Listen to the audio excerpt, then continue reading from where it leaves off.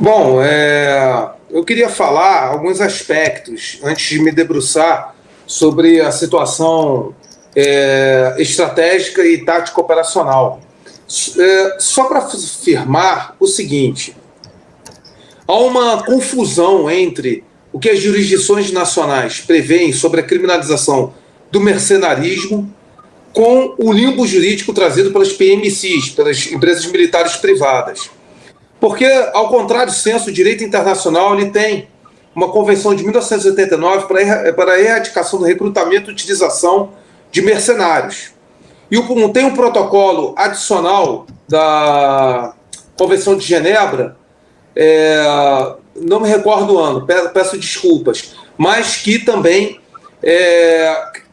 ilegaliza o mercenarismo, considerando que a eles não se aplicam as leis da guerra, seja para tratamento de assistência humanitária, para os dispositivos relacionados ao prisioneiro de guerra.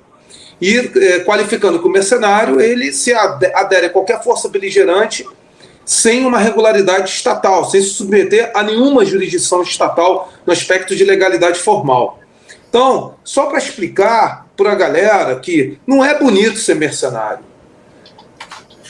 Mercenário, além de ser crime por algumas jurisdições nacionais e ter uma ilegalidade deflagrada no âmbito do direito internacional, não adianta depois vir choramingar e ficar com pena fazendo vaquinha do indivíduo que busca se arriscar a esses teatros de operações porque é um fracassado, porque, no caso, tem antecedentes criminais, ou então porque está duro, está sem dinheiro. Estou falando mais rasgado agora. E achar que tem direitos sociais, porque tem que garantir uma pensão, tem que ver o que o Estado-nação de origem pode fazer. Não pode fazer nada. Não tem que fazer nada. O mercenarismo é crime em várias jurisdições estatais. Quando ele não é tipificado como no Brasil, subsiste o princípio da extraterritorialidade da lei penal, no artigo 7º, que se o Estado-nação, a qual esse indivíduo que se propõe a ser mercenário pedir uma cooperação jurídica para apurar a conduta dele de ir no Estado, determinada jurisdição, matar o cidadão desse país, ele vai ter uma investigação deflagrada por homicídio. Ou por porte ilegal de arma. Só lê, está lá no artigo 7º. E a extraterritorialidade, ela abrange os crimes praticados por brasileiro no exterior. Aí fica, me perdoe falar, Robson, porque a gente aqui tem uma utilidade pública nesse canal. Canal, eu não vou citar qual, louvando isso. Agora eu estou falando mais rasgado, que geralmente eu sou técnico. Mas como delegado de polícia eu preciso falar. Louvar e incentivar isso é crime.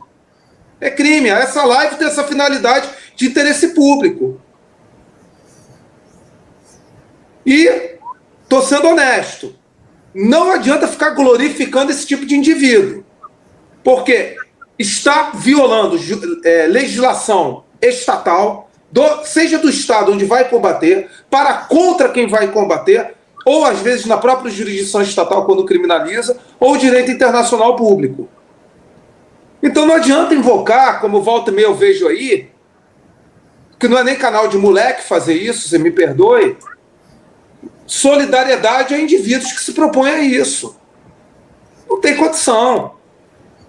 E, me desculpe, os mercenários americanos que voltam para os Estados Unidos são ignorados pelo poder público norte-americano, pelas instituições estatais americanas. Não tem direito a ir para o hospital de veteranos, não. Não tem. Então, isso é uma primeira análise que eu gostaria de falar.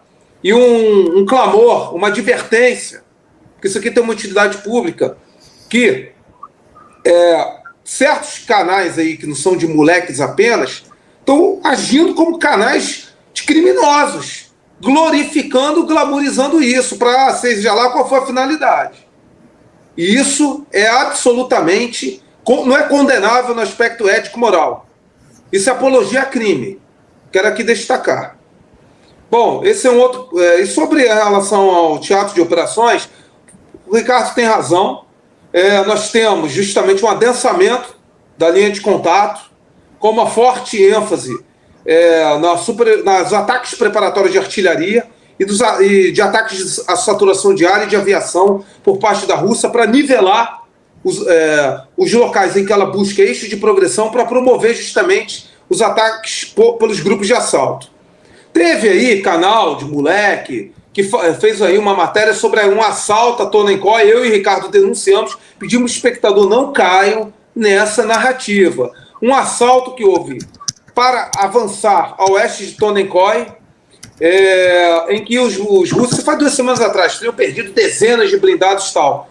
Se revelou o quê? Se revelou uma tática na qual os russos empreenderam uma incursão com o BMP-2,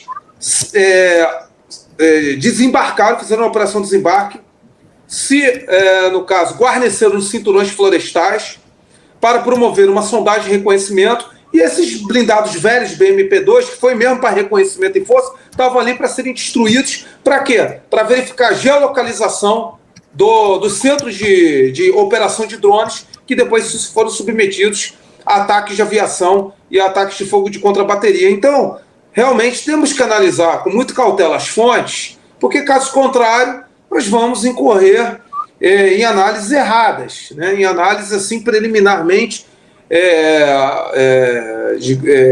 que se revelam frágeis.